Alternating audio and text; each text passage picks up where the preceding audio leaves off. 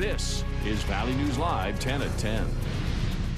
All it takes is for one person to not follow the rules or, drive a boat in a nonsensible manner. Something's going to happen.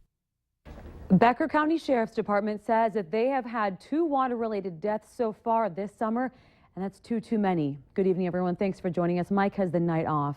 With hundreds of boaters out on the lakes this 4th of July, officers say packing your boat is as important as how you're boating.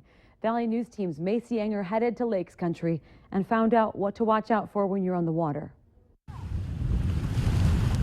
Families hit the lake early to kick off their holiday weekend. Last year we did the same thing, came on the boat, watched the fireworks here.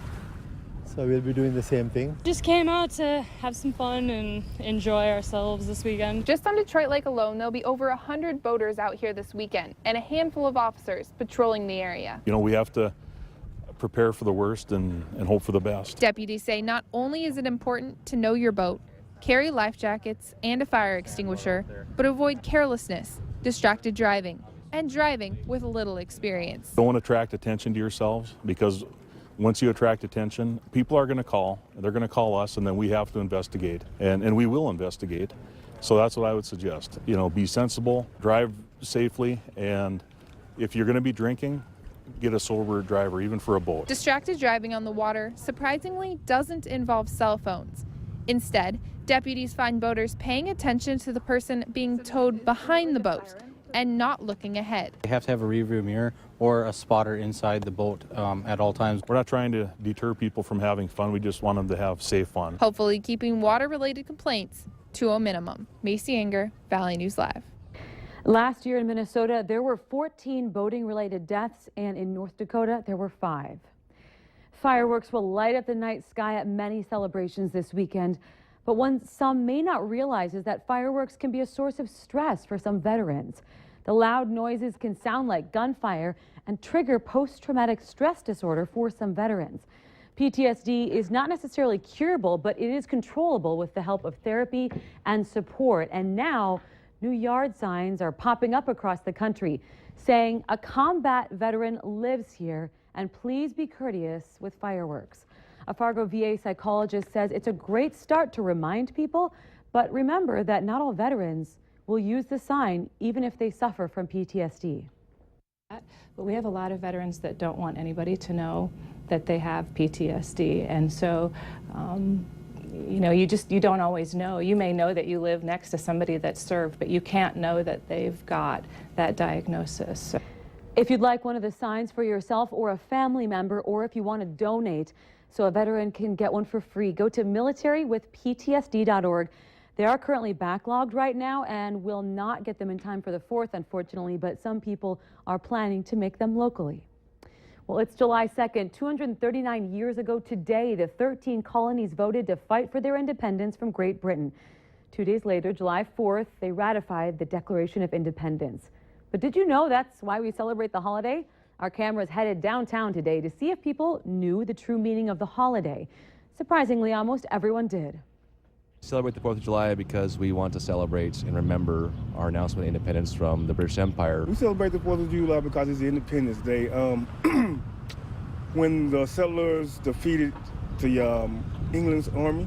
Independence from England, we wanted to be our own country, so we said enough is enough, and here we go. And remember to check with your local government offices about any fireworks ordinances in your area ahead of this weekend's fireworks shows.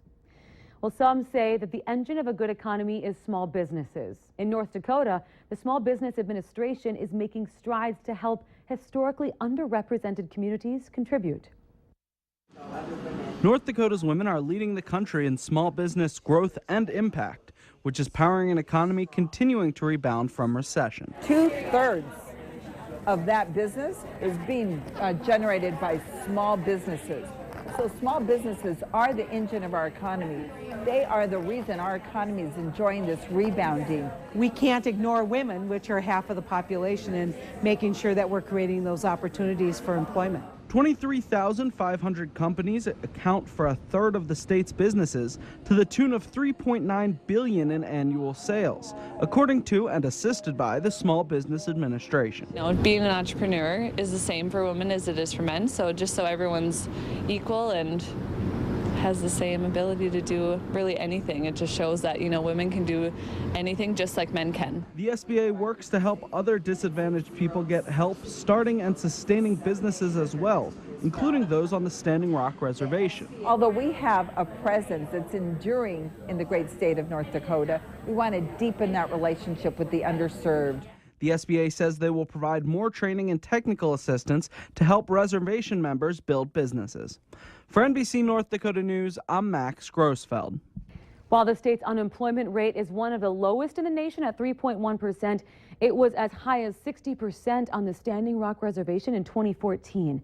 The SBA has announced $700,000 in federal funding for North Dakota's reservations to help spur economic development.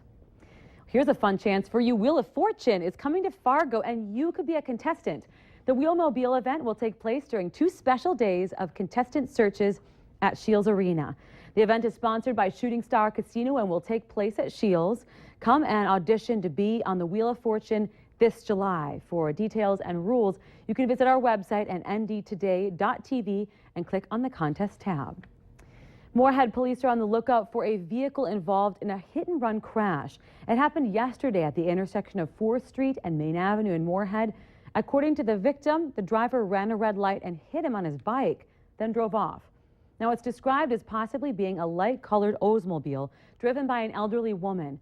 The victim went to the hospital with injuries. However, they're not life-threatening. If you have any information, though, you're asked to contact the Red River Regional Dispatch Center. The driver of a semi that hit 3 bridges just outside of Moorhead a couple of weeks ago is being fined $125. The semi was hauling a railroad crane that was too tall. It first hit the overpass at 34th Street in Moorhead, then the railroad bridge, finally stopping after it hit another overpass at 20th Street. That's when the crane fell off the trailer, causing a huge traffic backup. Another car was damaged after being hit by debris, but nobody was injured. Now, the State Highway Department was brought in to inspect the bridges to make sure everything was safe. The semi-driver was a 26-year-old from Iowa. If you need help uncovering fraud and corruption in your community, call our whistleblower hotline at 701-237-6576. Leave your tip, and a member of our investigative team will get on the case and go to work to expose the truth.